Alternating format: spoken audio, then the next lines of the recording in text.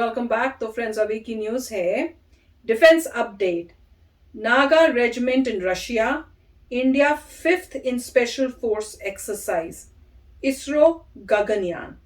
तो चलो वीडियो शुरू करते हैं, पर उससे पहले अगर आप चैनल पर नए हो और आपने अभी तक सब्सक्राइब नहीं किया तो जल्दी से पहले सब्सक्राइब के बटन और बेल आइकन को क्लिक कर लो ताकि आपको हमारे सारे न्यू वीडियोस की नोटिफिकेशन मिल जाए जैसे हम अपलोड करें। अगर आपको वीडियो पसंद आता है प्लीज लाइक एंड शेयर। चलिए शुरू करते हैं। जय हिंद डिफेंस लवर्स। आज की टॉप हेडलाइंस कुछ इस प्रकार है। इंडियन आर्मी की नागा बटालियन पार्टिसिपेट करेगी जेपेट 2021 एक्सरसाइज में।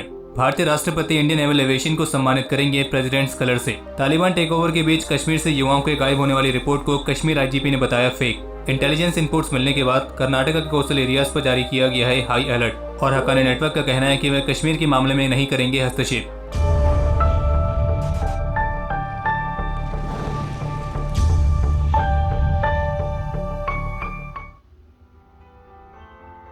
तीन से 16 सितंबर 2021 तक रशिया में आयोजित होने वाली मल्टीनेशनल एक्सरसाइज जेपेट 2021 में इंडियन आर्मी भी अपने 200 पर्सनल के कंटिजेंट के साथ पार्टिसिपेट करेगी। और इस एक्सरसाइज में इंडियन आर्मी की नागा बटालियन पार्टिसिपेट करने वाली है। और इसमें भारत के अलावा दर्जन भर से भी अधिक यूरेशियन और साउथ एशियन रीजन की कंट्रीज भी पार्टिसिपेट करेगी। और इस दौरान counter terrorism, combat conditioning, firing, airborne and heliborne और इस तरह के अलग अलग कन्वेंशनल ऑपरेशंस को इस एक्सरसाइज के दौरान परफॉर्म किया जाएगा। और जो ये जेपेट 2021 है, ये रशियन आर्म फोर्सेस द्वारा कंडक्ट किए जाने वाली थिएटर लेवल की मिलिट्री एक्सरसाइज में आती है, जिसका प्रमुख उद्देश्य होगा आतंकियों के खिलाफ ऑपरेशंस पर मुख्य रूप से ध्यान केंद्रित करना। और इस एक्सरसाइज में इंडियन आर्मी का जो नागा बटालियन ग्रुप पार्टिसिपेट कर रहा है वो एक all arms combined task force को फीचर करेगा। और बाकी अगर आप में से कोई ऐसा है जिन्हें नागा रेजिमेंट के बारे में नहीं पता है, वैसे इस बात की संभावना तो कम ही होगी, लेकिन फिर भी अगर कोई है तो हमने ऑलरेडी नागा रेजिमेंट से रिलेटेड एक डेडिकेटेड वीडियो पहले बनाई है। अगर आपने वो वीडियो नहीं देखी है तो इस डिफेंस अपडेट के बाद वो वीडियो जरूर देखना, क्योंकि उससे आपको एक नेक्स्ट लेवल का एक्सपीरियंस मिलेगा। अफगानिस्तान में तालिबान के टेकओवर के बीच अभी हाल ही में कुछ सोशल मीडिया प्लेटफॉर्म्स पर इस तरह की खबर फैलाई जा रही थी कि कश्मीर वैली के अलग अलग हिस्सों से करीब 60 नौजवान मिसिंग हैं। लेकिन कश्मीर के आईजीपी की तरफ से स्पष्ट किया गया है कि ये खबर पूरी तरीके से फेक है। और इसी तरीके से कुछ अन्य ऑनलाइन पोर्टल्स के द्वारा पेंगोडे मिलिट्री स्टेशन पर भी सिक्योरिटी थ्रेट को लेकर एक न्यूज जारी की गई थी। लेकिन इस रिपोर्ट को लेकर ऑफिशियल्स की तरफ से कंफर्म किया गया है कि पेंगोडे मिलिट्री स्टेशन पर कोई भी सिक्योरिटी थ्रेट नहीं है। और उन्होंने इस तरह की खबरों को निराधार बताया है। और आपको ये भी बता दें कि उन रिपोर्ट्स में ये दावा किया गया था कि जो पेंगोडे मिलिट्री स्टेशन है उसे सिक्योरिटी थ्रेट का सामना करना पड़ रहा है। लेकिन ऑफिशियल्स की तरफ से कंफर्म हो गया है कि ये जो न्यूज़ फैलाई गई थी ये फेक है और इस मिलिट्री स्टेशन में कोई भी सिक्योरिटी थ्रेट नहीं है। और इसलिए हम आपको हर बार कहते हैं कि जब भी ऐसी कोई खबर आए जो कि खास करके राष्ट्रीय सुरक्षा से जुड़ी हो, तो इस तरह की खबरों पर एकदम से आंख बंद करके विश्वास ना करें और उन पर ऑफिशियल्स की तरफ से स्टेटमेंट्स आने का इंतजार करें। भारतीय राष्ट्रपति श्री रामनाथ कोविंद 6 सितंबर 2021 को INS हंसा में आयोजित किए जाने वाली एक सेरेमोनियल परेड के दौरान इंडियन नेवल एविएशन को प्रेसिडेंट्स कलर से सम्मानित करेंगे। और इस सेरेमनी में गोवा के गवर्नर, रक्षा मंत्री, गोवा के मुख्यमंत्री, इंडियन नेवी चीफ और इसी तरह मिलिट्री के और भी अन्य गणमान्य व्यक्तियों के मौजूद रहने की उम्मीद है। आपको बता दें कि जो ये प्रेसिडेंट्स कलर है ये भारत में किसी भी मिलिट्री यूनिट को दिए जाने वाला सबसे हाईएस्ट ऑनर है, जो कि मिलिट्री यूनिट को देश के प्रति उनकी एक्सेप्शनल सर्विस के लिए दिया जाता है। और इस प्रेसिडेंट्स कलर अवार्ड को निशान के नाम से भी जाना जाता है, जो कि एक एम्बलम है जिसे यूनिट के सभी ऑफिसर्स अपनी यूनिफॉर्म में लेफ्ट हैंड स्लीव पर पहनते हैं। अगर इसके अलावा एक रिपोर्ट है स्पेस सेक्टर से, जिसमें कुछ टॉप ऑफिशियल्स के हवाले से बताया गया है कि भारत के पहले मैन स्पेस मिशन गगनयान के लिए इसरो GSLV Mark 3 रॉकेट में केवल कुछ माइनर से ट्विक्स कर रही है। और जो ये ट्विक्स या फिर यूं कहें जो छोटे छोटे बदलाव इसमें किए जा रहे हैं, ये GSLV Mark 3 की रिलायबिलिटी को और भी इम्प्रूव करेंगे। और इतना ही नहीं बल्कि रॉकेट और उसके कंपोनेंट्स की मैन्युफैक्चरिंग प्रोसेस में और भी अतिरिक्त जोर दिया जाएगा। और गगनयान मिशन के तहत एक्चुअल ह्यूमन स्पेस फ्लाइट से पहले इसरो फिलहाल गगनयान मिशन के तहत 2 अनमैन्ड फ्लाइट्स को परफॉर्म करने की तरफ काम कर रही है, जिसमें इसरो अपने सिस्टम्स को पूरी तरीके से टेस्ट और सर्टिफाई करेगी। और जबकि अपनी ह्यूमन कैरिंग स्पेसक्राफ्ट को कम्युनिकेशन सपोर्ट प्रोवाइड कराने के लिए इसरो 2 सैटेलाइट्स को भी लॉन्च करेगी, जो कि इक्वेटर से करीब 36,000 किलोमीटर ऊपर प्लेस की जाएंगी। और ये भारतीय स्पेस एसेट के साथ टोटल ट्रैकिंग और कम्युनिकेशन की सुविधा देगी। संभावित आतंकी गतिविधियों की इंटेलिजेंस इनपुट्स मिलने के बाद कर्नाटका के कोस्टल एरियाज में हाई अलर्ट जारी किया गया है। और कर्नाटका के मुख्यमंत्री का कहना है कि स्टेट एडमिनिस्ट्रेशन कोस्टल एरियाज पर किसी भी तरह की सस्पिशियस एक्टिविटी पर काफी सख्ती से निगरानी रख रही है। और साथ ही उनका ये भी कहना था कि मैं कुछ इश्यूज पर ओपनली डिस्कस नहीं कर सकता हूँ, लेकिन मैं आपको बता दूं कि कर्नाटका पुलिस NIA के साथ कोस्टल एरियाज और एडजॉइनिंग फॉरेस्ट एरियाज पर किसी भी एंटी नेशनल एक्टिविटी पर सख्ती से निगरानी कर रही है। और बाकी इसके अलावा भी हाल ही में CNN न्यूज 18 की तरफ से एक रिपोर्ट जारी की गई है जिसमें बताया गया है कि हक्कानी नेटवर्क के लीडर का ये कहना है कि तालिबान कश्मीर के मामले में इंटरफेयर नहीं करेगा क्योंकि कश्मीर उनके अधिकार क्षेत्र का हिस्सा नहीं है और इसलिए इसमें इंटरफेयर करना या हस्तक्षेप करना उनकी पॉलिसी के खिलाफ है। और मीडिया के साथ बात करते हुए हक्कानी नेटवर्क के लीडर का ये भी कहना था कि हमारी पॉलिसी के अनुसार हम दूसरों के मामलों में हस्तक्षेप नहीं करेंगे, लेकिन हम इस बात की भी उम्मीद करते हैं कि दूसरे भी हमारे मामले में हस्तक्षेप ना करें और हम चाहते हैं कि सभी मामलों को सही तरीके से सुलझाया जाए और हमारे दरवाजे सबके लिए खुले हैं और हम बाकी दुनिया के साथ अच्छे संबंध बनाना चाहते हैं। और जबकि कश्मीर मामले में जैश और लश्कर को सपोर्ट करने वाली रिपोर्ट्स पर उनका यह कहना था कि हम कई बार इस बात को क्लैरिफाई कर चुके हैं कि ये सब बातें प्रोपेगेंडा है और उनके मुताबिक हक्कानी जैश और लश्कर को कश्मीर मामले में सपोर्ट नहीं करेगा। और बाकी हक्कानी नेटवर्क के लीडर द्वारा दिए गए इस पूरे इंटरव्यू को आप न्यूज 18 के ऑफिशियल वेबसाइट पर जाकर पढ़ सकते हैं। और बाकी इन्होंने जितनी भी बातें कही हैं उस पर कितनी सच्चाई है ये तो खैर इन्हें ही पता होगा। और अपनी जिन पॉलिसीज को लेकर ये बातें कर रहे हैं, इन पॉलिसीज को ये कब तक फॉलो करते हैं तो आने वाला समय ही बताएगा। और बाकी एक कहावत तो आप सभी ने सुनी होगी कि हाथी के दांत खाने के और दिखाने के और होते हैं। और बाकी हक्कानी नेटवर्क लीडर के इन सभी स्टेटमेंट पर आपके जो भी विचार है आप कमेंट सेक्शन में शेयर कर सकते हैं। वियतनाम इनवॉइस की तरफ से इस बारे में जानकारी दी गई है कि वियतनाम के प्रधानमंत्री इस साल के अंत तक भारत की यात्रा करेंगे और ये वियतनाम प्रधानमंत्री की पहली फॉरेन विजिट भी होगी। और उनका ये भी कहना था कि भारत पहली कंट्री होगी जिसे वे बायलैटरली विजिट करेंगे।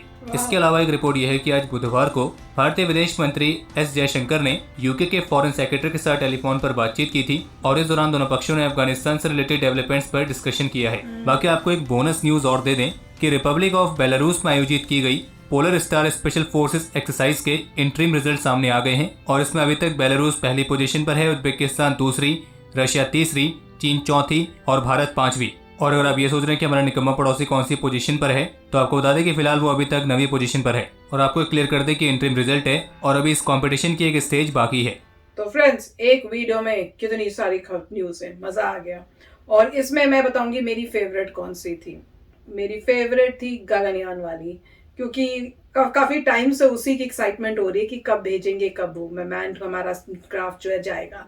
पर इसमें इन्होंने बताया कि उसका चल रहा है, ट्वीक्स हो रही हैं, पर उससे पहले वो 2 ऐसे भेजेंगे अनमैन ताकि श्योर हो जाए कि कोई गड़बड़ नहीं होती, ठीक तरह जाए, सब कंफर्म होके फिर मैन भेजेंगे। तो लग रहा है जोरों शोरों से काम शुरू हो गया है और बहुत जल्दी जल्दी वो कर रहे हैं ताकि ये मिशन जो है वो सक्सेसफुल हो। और इसी से मुझे याद आया कि अभी हमने वीडियो किया है कॉमेडी कि इमरान खान जो है हमारे पहले वाले मिशन से परेशान है। तो सोचो जब ये होगा तो क्या होगा, मैं तो ये सोच रही थी।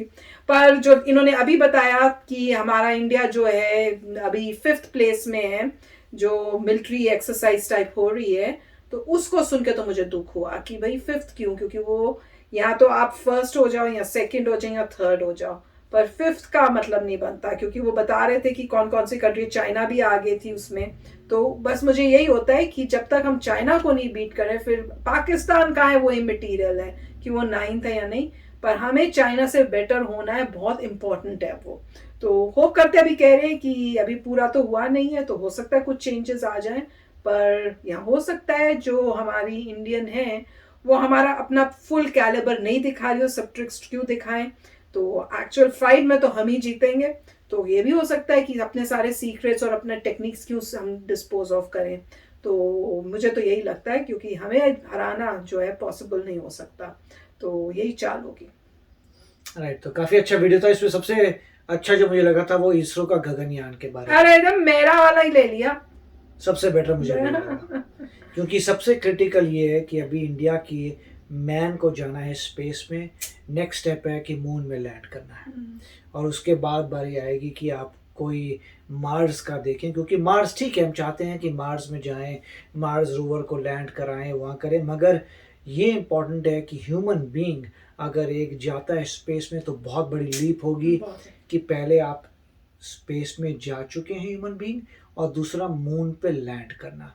जबकि मतलब कुछ कंट्रीज करना नहीं चाहती, बट मुझे लगता है ये बहुत ज़रूरी है। उससे आपको किसी एलियन प्लेस पे लैंडिंग का पता चल जाता है मतलब। और जो बात कर रहे थे वो बेसिकली कि इंडिया 5th है, वो मुझे बेलारूस जो है अब थोड़ी ट्रिकी कंट्री, अगर आपको पता हो, बेलारूस जो है वो भी डेमोक्रेसी नहीं है, डेमोक्रेसी बेलारूस नहीं है। वहाँ पे बहुत ही टसल रहता है, बहुत ही प्रॉब्लम्स अभी क्रिएट की थी बेलारूस ने, जहाँ पे उनका एक जो रिपोर्टर था, वो रिपोर्टर मेरे ख्याल से कहीं से किसी और कंट्री से कहीं जा रहा था, उन लोगों ने उस प्लेन को रुकवा के बेलारूस ले आए और उस बंदे को निकाल लिया। आप बताइए, मेरे ख्याल से बेलारूस का ही था जहाँ पे एक रिपोर्टर को उन्होंने पकड़ने के लिए इतना कुछ किया था। वो गलत लग रहा था। क्यों पकड़ना था रिपोर्टर को? वही कि वो रिपोर्टर जो है बेलारूस के अगर खिलाफ रखता है, कोई लिखता है, तो उसको पकड़ना था, जेल में डालना था, ये सब। तो बेलारूस ने वो किया था क्योंकि वो डेमोक्रेसी नहीं है। और बेलारूस के काफ़ी अच्छे रिलेशनशिप रशिया से, वो ठीक है, मगर स्टिल डेमोक्रेसी नहीं है। और वहाँ पे भी वही खबरें आती हैं कि वहाँ पे कितने समय से एक ही बंदे का राज है, और वही मतलब उस टाइप की चीज़ है कि मैं क्या बोलूँ, जहाँ डेमोक्रेसी नहीं है तो आप समझ जाइए क्या सिचुएशन है, जहाँ डेमोक्रेसी नहीं है। तो बेलारूस में क्या होता है पता नहीं मुझे किस हिसाब से हुआ था, बट इंडिया का 5th आना ठीक नहीं लग रहा। लग नहीं रहा कि इसमें कुछ झोल नज़र आ रहा है, कोई रूल्स होंगे, कुछ होगा जिसकी वजह से 5th आया। वो तो आगे डिटेल्स देखने पड़ेंगे कि क्यों 5th आया।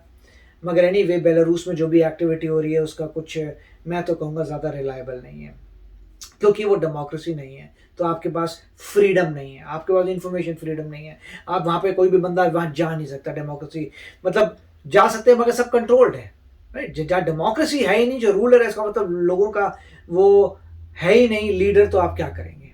काफ़ी अच्छा वीडियो था। यस फ्रेंड्स, तो चलो चलते हैं, बताना आपका कौन सा बेस्ट थी न्यूज़ इनमें से। चलते हैं, मिलेंगे नेक्स्ट वीडियो में बहुत ही जल्द। Till then take care and bye bye.